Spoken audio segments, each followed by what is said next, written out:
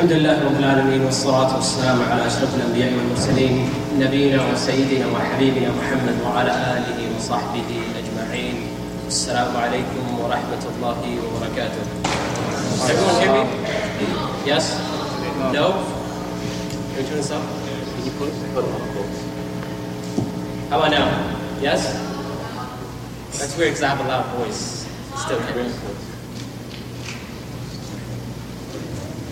Assalamu alaikum. Can you hear me now? Yes? Better? Okay. So my talk's entitled The Nights of a Believer. What I wanted to do, inshallah, in this talk was talk about a subject which is rarely talked about. The unfortunate situation that we're in as Muslims in this day and age is that we tend to stick to the bare minimum of what Islam tells us. And people have this notion, and I think an incorrect notion, that if we at least do the bare minimum, we'll be okay.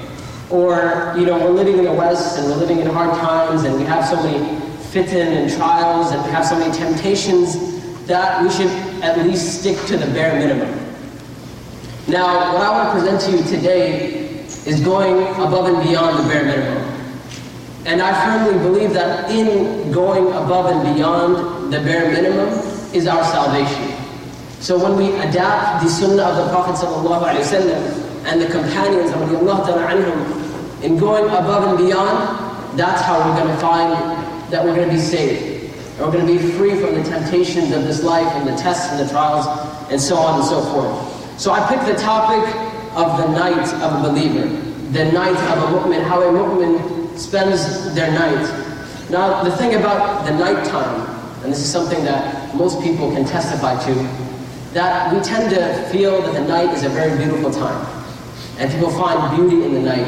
And this is why you see most dates, when people go out on dates, when are these dates? Are they during the morning time?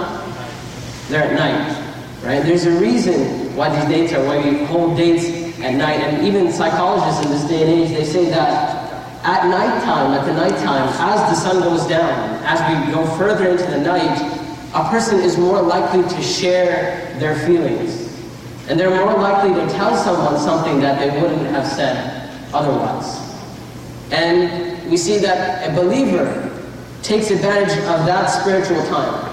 A time where most people are spending, partying or clubbing or fulfilling their desires. A believer flips the coin. And their testimony of their love becomes apparent. وَالَّذِينَ آمَنُوا أَشَدُّ حُبًّا لِلَّهِ. That those who believe, they are stronger in love for Allah Azza wa Jalla. So they take those nights and they devote them to Allah Jalla wa Ala. And the thing that often surprises me, subhanAllah, is that we tend to forget and we tend to put aside the night worship. And the reason that a lot of people give is it's difficult. It's difficult to get up in the night. It's difficult to worship Allah Azza wa Jalla in the night. And we have to think, subhanAllah, how many times have we stayed up in the night, the time when we think that it's hard to stay up for other things. So one of the most clearest examples I know is that a lot of people, if they have a flight in the morning, and if it's a long flight, it's usually not a problem to stay up at night. It's not a big deal, they'll stay up in the night. Or if they're excited about something the next day, they'll stay up in the night. Or they have to meet someone important, they'll stay up in the night. And this testifies to the things that they love. A believer, if they love meeting their Lord, then it will be very easy for them to stay up in the night. Imam Hassan al-Basri, rahimahullah ta'ala, he was asked by some people in his time, they asked him, they said, why is it that we find it so hard to get up in the night and worship Allah Azza wa Jalla? They said, we try so hard to worship Allah in the night, but it's very difficult. And the Imam rahimahullah ta'ala, he said, it is your sins that have restricted you. It is your sins that have binded you to your beds so that you cannot get up and worship Allah Azza wa Jalla in the night. The believer, they look at the night very differently. When everyone else is snoring, passed out, the believer is up worshiping Allah Azza wa Jalla. وَالَّذِينَ يَبِيتُونَ لِرَبِّهِمْ سُجَّدًا وَقِيَامًا. And those who spend the night for their Lord in a state of prostration, in sajda and qiyam. This is the methodology, this is the way of the believer. And the Prophet ﷺ, when talking about the night prayer, he said that the best prayer for a believer after the mandatory prayers, so after the 5 daily prayers, the Prophet ﷺ said that the best prayer is the night prayer. The best prayer for a believer after the 5 daily prayers is the prayer of the night. And obviously there's something in this night, in the night prayer that the Prophet ﷺ knew, and this is why he encouraged us to get up in the night and pray. And so you go back to the sunnah of the Prophet ﷺ and you see how he was during the night. Aisha radiallahu anha, she says about one of her nights, one of the nights when the Prophet ﷺ was with her, she says the Prophet ﷺ got up in the middle of the night. He was sleeping next to Aisha radiallahu anha and he got up. And Aisha, she says to the Prophet ﷺ, Ya Rasulullah, where are you going? And he says, sallallahu alayhi wa sallam, I'm going to worship my Lord. And she says, Wallahi, Ya Rasulullah, I love that you sleep next to me at night, but I will not stop you from worshiping your Lord. And then she says, the Prophet ﷺ got up in the middle of the night, he made wudu and he started praying. And then he said, Allahu Akbar, he started praying. And when he would go down for sajda, he would tap the feet of Aisha radiallahu anha, and she would pull her legs up. And the scholars say that the reason he did this ﷺ is because the room or the apartment of Aisha radiallahu anha was very small. And some scholars even say that the apartment of Aisha radiallahu anha was about 4 to 6 feet. So 4 feet by 6 feet. But this was the night of the Prophet ﷺ, that he would wake up in the night and worship Allah Azza wa Jalla. And we know the Prophet ﷺ, his feet would swell out of his worship at night. And when it was said to him, Ya Rasulullah, why did you put yourself through this pain of worshiping Allah at night when your sins have been forgiven? And he said, what? أَفَلَا أَكُونَ عَبْدًا شَكُورًا. Should I not be a thankful servant of Allah Azza wa Jalla? The companions of Allah, they were raised under the tutelage of the Prophet ﷺ. So they took this methodology, they took this life from the Prophet ﷺ. They took the night worship from the Prophet ﷺ. And this is why the Prophet ﷺ, when he would walk at night, in the nights of Medina, he would go by the house of Abu Bakr radiallahu ta'ala anhu at night time. And Abu Bakr would be standing in Qiyam al-Layl, standing in the night worship. But Abu Bakr, he'd be reciting the Quran in a very silent voice, very low voice. And then the Prophet ﷺ would go to the house of Umar, walk by the house of Umar radiallahu ta'ala anhu, and Umar would be reciting in a very high voice, very loud. And so the Prophet ﷺ would say to Umar, Ya Umar, lower your voice a little bit. And he would say to Abu Bakr, Ya Abu Bakr, raise your voice a little bit. This was the Prophet ﷺ giving the companions the training of standing up in the night. And we know Uthman radiallahu ta'ala, about whom it is said that he would spend the majority of the night worshipping Allah Azza wa Jalla. One thing we have to realize is that our ummah today, and this is something that nobody disputes, nobody has an argument with this, we're in trouble a little bit. We're struggling a little bit, and we're having a hard time. And a lot of times we seek answers everywhere, except the one place that we're really going to find the answers. We try to solve the problems of this ummah, the problems of our nation. We try to solve the problems of political, social, all these problems, the problems with youth and fitan and trials, and all these problems, we try to solve it everywhere, except the one place where the solution lies to these problems. Where is that?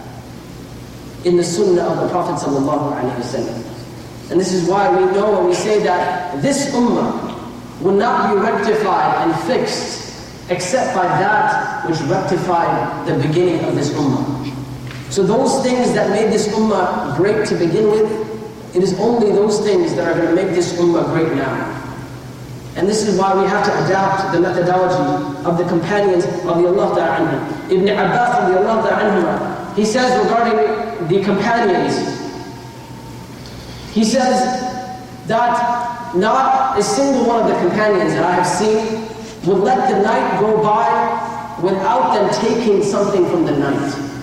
Not a single companion, Ibn Abbas says, not a single companion have I seen let the night go by that they didn't take something from the night from Qiyam al-Layl. And now we look at our ummah today, and we say, how many people take advantage of the night?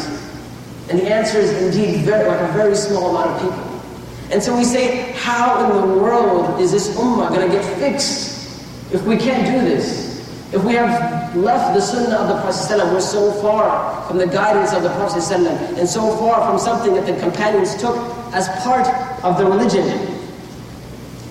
Rabi'a radiallahu ta'ala anhu, Rabi'a, he says that he went to the Prophet ﷺ one day, and he brought the Prophet ﷺ some water to make wudu with.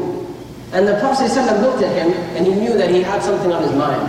So the Prophet ﷺ said, Sal. He said, ask, meaning ask what you want. And he said, As'aluka murafaqatak fil jannah.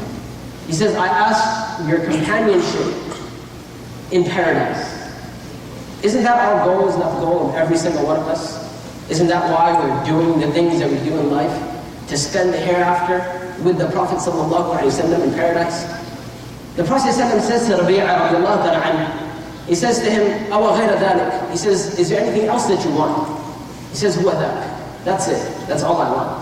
And then the Prophet ﷺ says to him, فَأَعِنِّي عَلَى نَفْسِكَ بِكَثْرَةِ السُّجُودِ. He says, help me in helping you by increasing in making sajda. So we see that the answer that the Prophet ﷺ gave him to this paradise that he sought wasn't go out and do this or do that. He gave him a very simple answer. He said, increase in making sajda. Increase in your prayer. And this is how you will attain my companionship, meaning the companionship of the Prophet ﷺ in the hereafter. Now I spoke about the two sides of the coin. How a believer, they spend their night in a very different way. When the whole world is passed out and sleeping and taking care of their nightly rest, a believer wakes up and worships Allah Azza wa Jalla. A believer understands that the amount of barakah, the amount of blessings that lie in the night can hardly be found anywhere else. That if they were to just wake up and try to worship Allah Azza wa Jalla, they would see their life change and transform. They know that the Prophet ﷺ said that Allah Azza wa Jalla descends to the lowest parts of the heavens.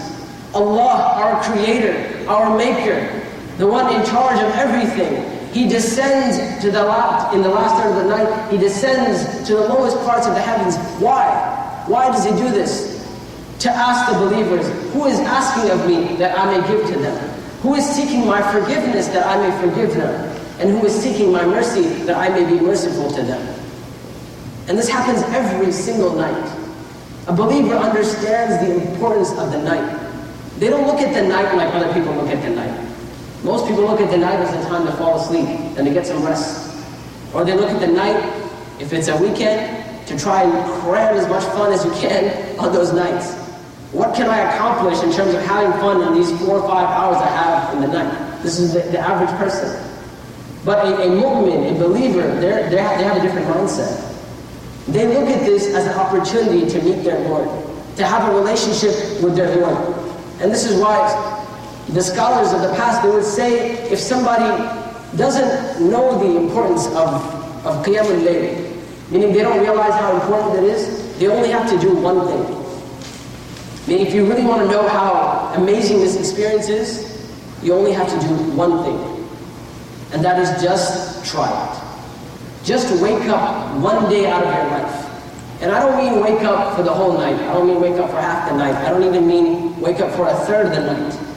What I mean is wake up for 10 minutes. Wake up for 10 minutes and just try to pray Qiyamul Layl. Try to be alone with your Lord. And those 10 minutes that you spend with you and Allah and nobody else watching. Meaning you're having a relationship with Allah and everyone else is not there. You're in connection with Allah Azza wa Jalla. Just try this. And when you feel that sweetness in your worship, you will be convinced. You will be convinced of the importance and of the beauty of Qiyamul Layl. When you pray Qiyamul Layl, you will see your heart will transform. You will see that your soul will feel like all of a sudden it can breathe. All of a sudden your soul will feel free. And you will feel the tranquility descend upon you.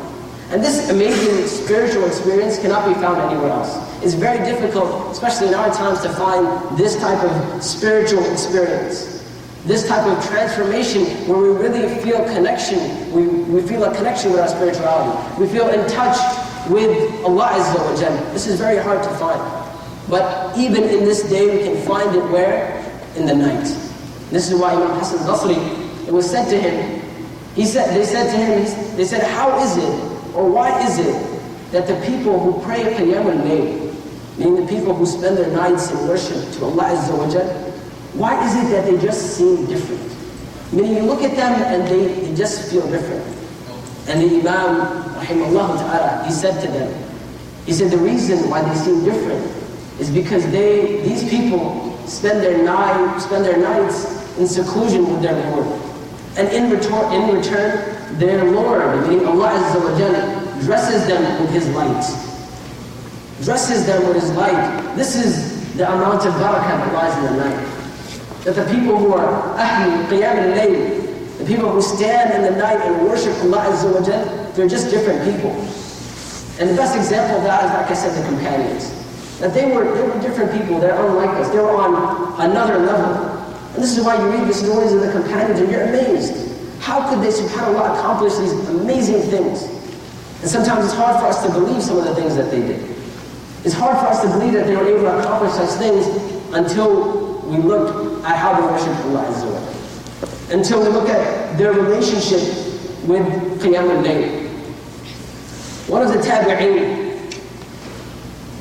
Thabit al-Bunani, rahimahullah ta'ala, he says in his personal story, he says, for 20 years of my life, I struggled with Qiyam al-Layl. Meaning I fought my nafs. I tried so hard to pray Qiyam al-Layl, and every night was a struggle for 20 years of my life. He said, but after those 20 years, for the next 20 years of my life, I was consistently able to get up and worship Allah Azza wa Jalla in Qiyam al-Layl with ease. Meaning it was no problem after that. And what Thabit, rahimahullah ta'ala, what he's trying to tell us is that it's not a matter of, it's just easy and some people can do it and some people cannot. It requires work. Meaning to get up in the night and pray to Allah Azza wa Jalla, it requires work. And it's going to be difficult. But the reward is just as amazing. Al-jaza'u min jins al-amal. That the reward matches what? Our actions.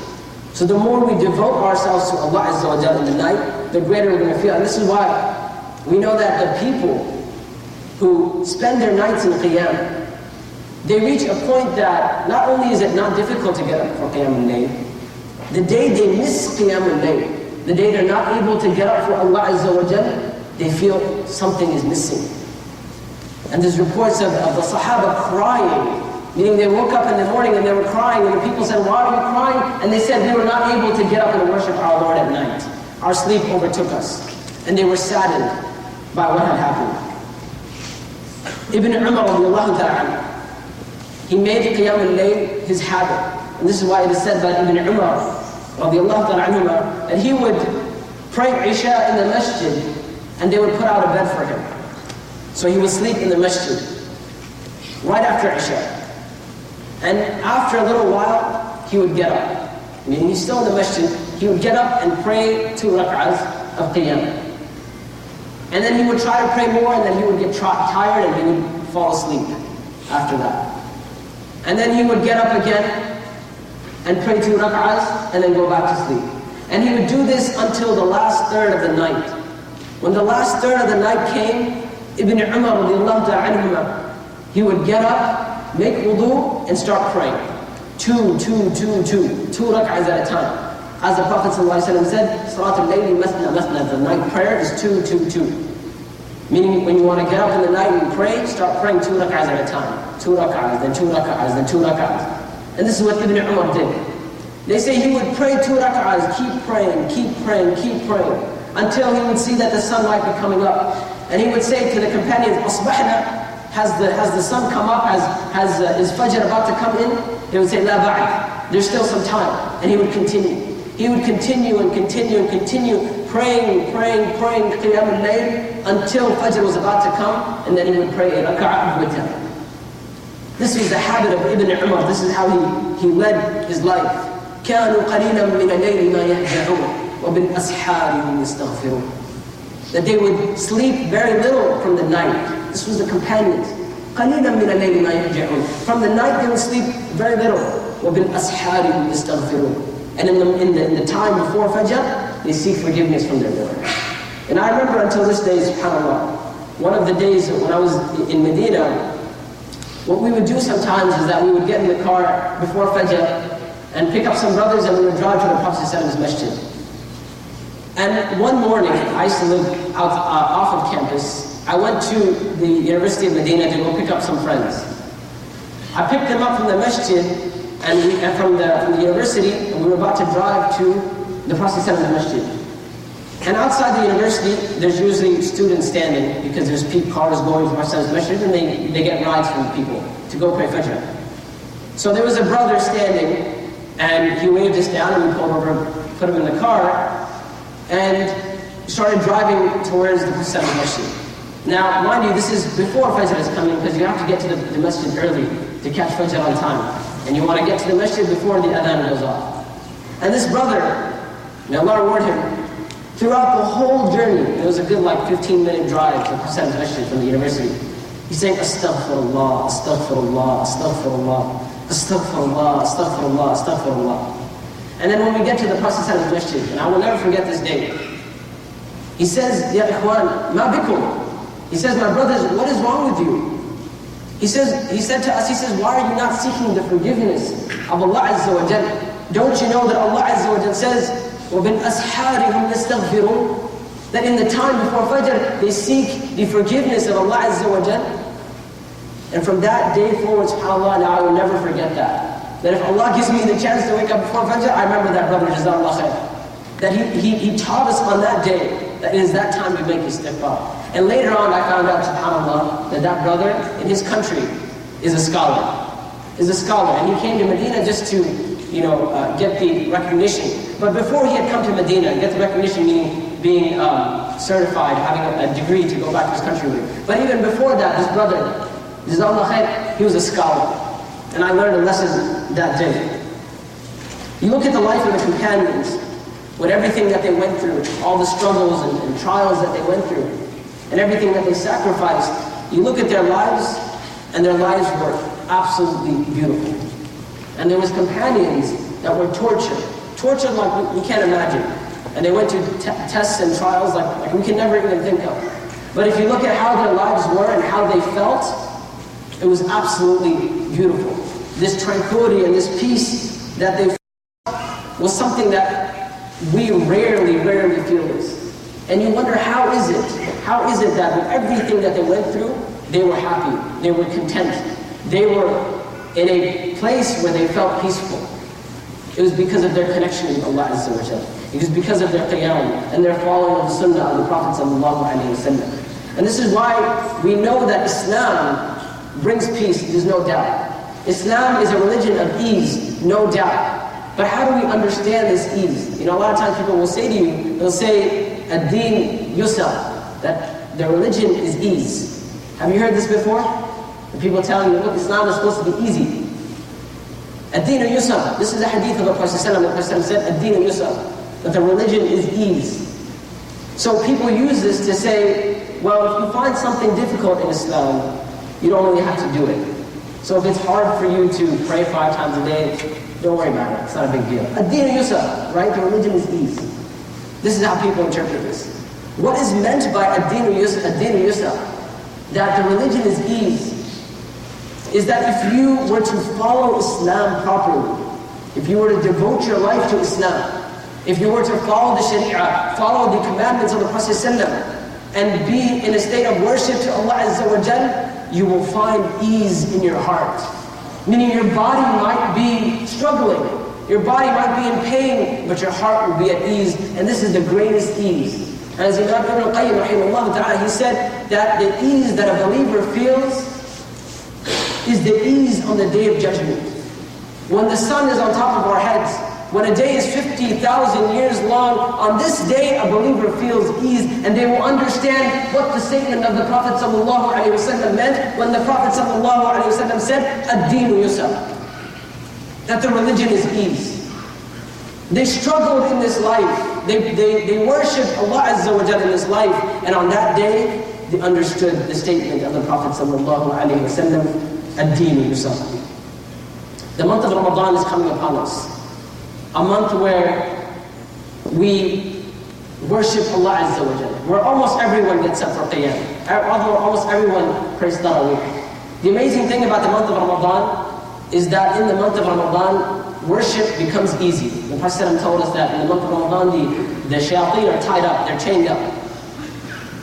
And one of the implications of this is that we'll find that it's easy to worship Allah Azza wa Jalla in the month of Ramadan. This is why you see people in the masjid, in Ramadan, that have never come to the masjid before. The whole year you won't see them in the masjid, but in the month of Ramadan they'll be in the masjid. You'll see them get up and pray 20 rak'ahs of taraweeh, and before that they didn't even pray their 5 daily prayers. Why is that? It's because Allah Azza wa Jalla made it easy to worship Him in the month of Ramadan. And this is why this is the time. The month of Ramadan is the time to take advantage of this ease in worship. It's the time to train ourselves to pray Qiyam al-Layl. It's the time to train our bodies and our nafs and our soul to be in worship to Allah Azza wa Jalla. This is the time. The month where we see that the worship becomes easy, that is the time that you not only worship Allah Azza wa Jalla in that month, but you carry it over to the rest of the year. And this is why the scholars say that a proof of the success of a person's Ramadan, meaning if their Ramadan was accepted by Allah, is if they worship Allah Azza wa Jalla after Ramadan the way they worship Allah in Ramadan. So if you find a person that in Ramadan, mashallah, they came to the masjid, they prayed tarawih, and they prayed tahajjud, and they prayed qiyam, and mashallah, they gave charity, and they did this, and they did that. But after the month of Ramadan, khalas, it's like, this month came and it went and nothing changed. They left all this stuff.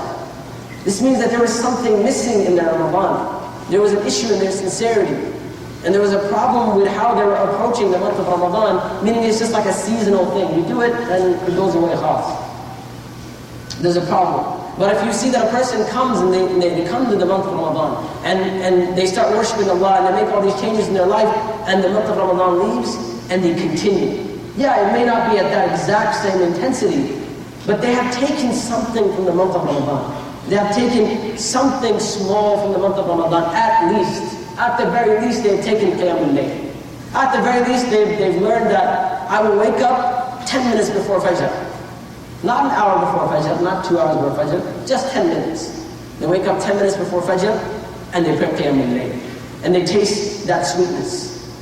And it's really amazing, subhanAllah, when you think about there's people in our ummah today who don't know what Qiyam al-Layl is except in Ramadan.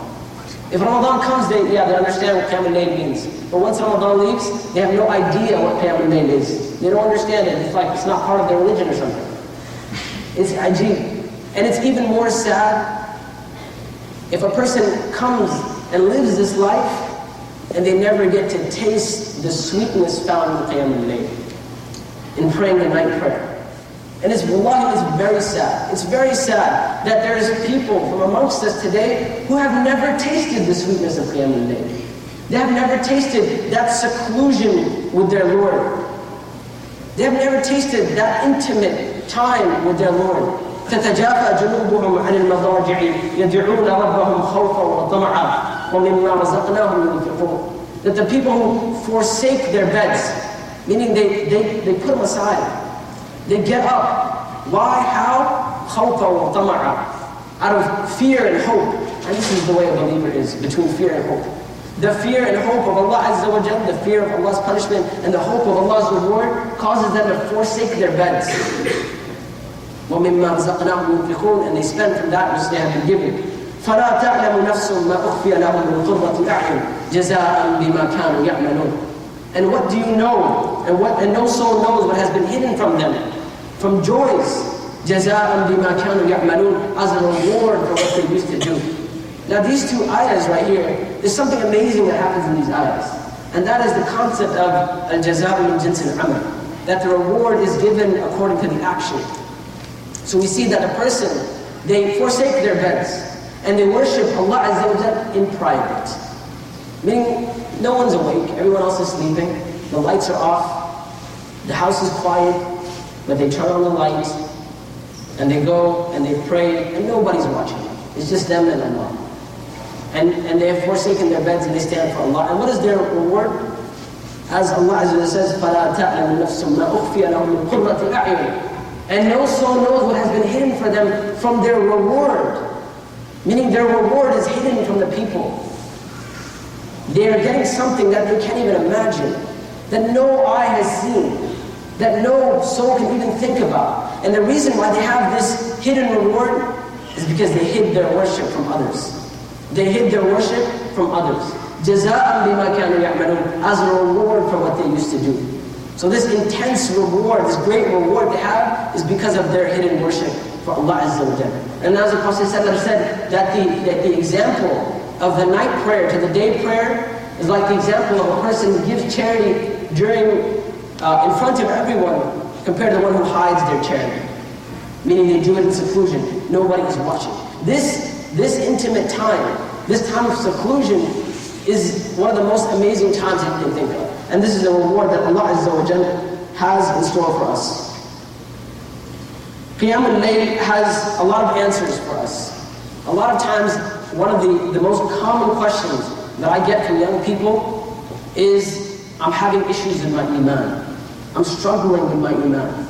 You know, there was a time where I felt an iman high, and I felt my iman was strong. But as time went on, I felt my iman get weak. Or you know, there's just so much to deal with in life that it's hard for me to maintain that level of iman. And there's a couple questions that I usually ask this person at that time. There's a couple things. Number one, I say to them, how is your relationship with the Quran? How are you doing with the Quran? And usually the answer is, yeah, I don't really recite the Quran that much anymore. Or I don't really, read tafsir or anything like that. The second question I ask is, when was the last time you got up for Qiyam al-Layl? When was the last time you had an amazing spiritual experience where you got up in the middle of the night or the last third of the night and you worshiped Allah Azza wa Jalla and nobody else was watching? And the answer usually is, oh, I've never really done that. I've actually never tried that before. And of course your iman's going to dip. Of course there's going to be problems with your iman when we're not working towards it. The belief of Ahlul Sunnah wal Jama'ah is that iman goes up and down.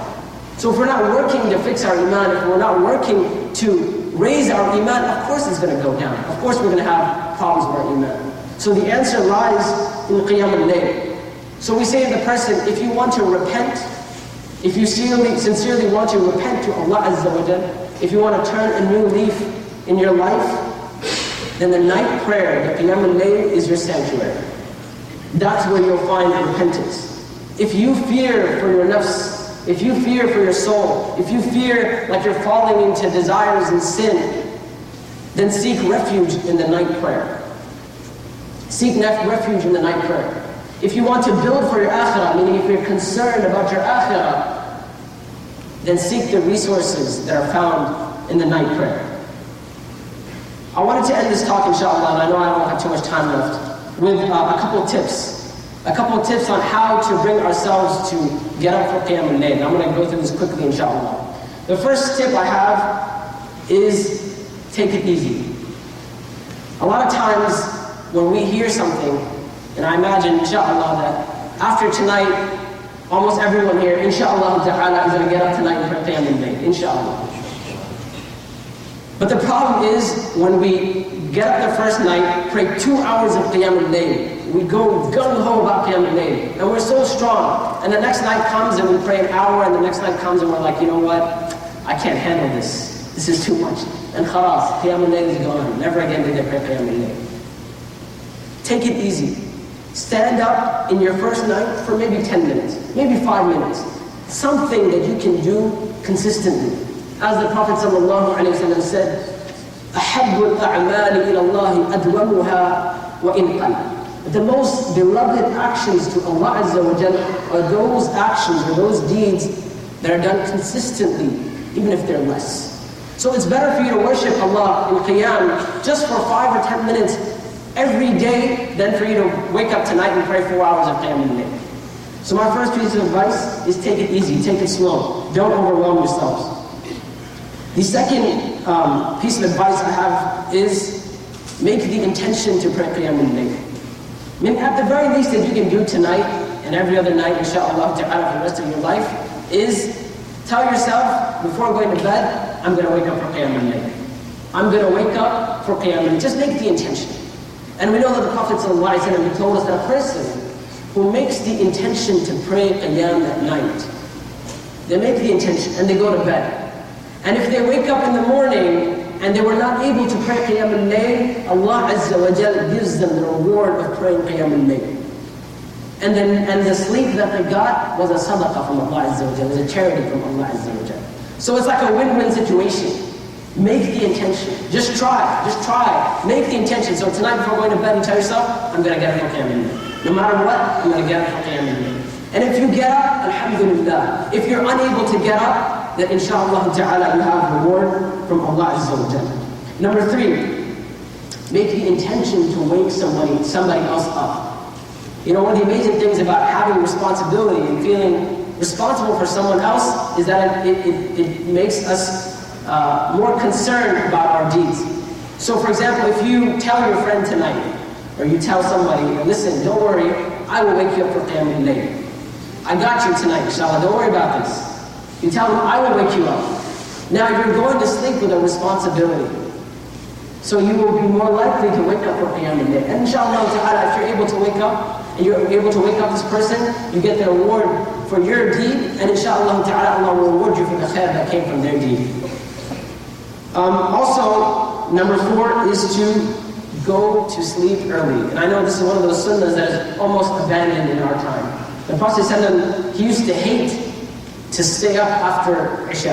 The Prophet ﷺ would, I'm not talking about going to sleep at 10, or what time does Isha come in here? 10 o'clock? 10:30. I'm not saying go to sleep at 10:30. The Prophet ﷺ would sometimes delay his Isha to be a little bit later. But I'm saying go to bed at a reasonable time. Get some sleep, get some rest, so you can easily wake up in the last of the night and worship Allah Azza wa Jalla. Number 5, don't be too comfortable. And I know, like, in our times, it's the more comfortable your bed is, the more it's going to cost, or the better it's supposed to be. And we see this is not really the sunnah of the Prophet ﷺ. The bed of the Prophet was very simple. It was made out of date palm leaves. To the point where Umar, he once walked into the house of the Prophet ﷺ, the apartment of the Prophet ﷺ got up and he had marks on his back from the date leaves that he was sleeping on. A very simple bed. So, make your sleep not too comfortable. I'm not saying be uncomfortable when going to sleep, but I'm saying don't be too comfortable. And usually there's a problem in both extremes. So if you're too comfortable, you're not going to wake up. So if you have one of those air cushion mattresses, it's unlikely. May Allah help you to get up. At the same time, if you're really uncomfortable, and I know some brothers, they'll do this, they'll be like, you know what, I'm going to follow the sunnah, I'm going to sleep on the floor today. Or I'm going to sleep on something super uncomfortable. And what ends up happening is that they're so uncomfortable, they don't get any sleep, they try to get up for Qiyam, it's a mess. So my advice is, pick a bed which is not too comfortable and not too uncomfortable. Number 6, go to sleep in the state of tahara. Go to sleep in the state of purity. See, when we make wudu and we go to sleep, we're implementing the sunnah of the Prophet. The Prophet informed us that it is good to go to sleep in a state of tahara, meaning make wudu before going to bed. When we do this, we bring the barakah, the blessings of the sunnah of the Prophet into our lives, into our sleep. So not only will our sleep be more restful, we're more likely to get up and pray Qiyam al-Layl. Number 7, and this is my last piece of advice, inshallah, is to not eat or drink too much. And I know it's not really that much of a problem right now, but I assure you, once Ramadan comes, this is going to be a big problem. Because we don't eat all day, and then when that nighttime comes, we go all out. And when you fill your stomach, you'll see it's very hard to get up in the night and pray. And even if you're praying, somehow, some mu'jiza, some miracle, Allah Azza wa Jal gave you the blessing of waking you up at night, you're going to be uncomfortable with a full stomach. And this is why the month of Ramadan is not only a time of not eating from this hour to this hour, it's a time of being moderate in our eating and drinking throughout the whole month. So even in those times where it's halal for us to eat, the nighttime, we're moderate in our eating, in our drinking. Anyways, those are the 7 pieces of advice I have. Wallahu ta'ala a'lam. Subhanakallah wa bihamdik. Ashhadu an la ilaha illa ant. أستغفرك وأتوب إليك. والسلام عليكم ورحمة الله وبركاته.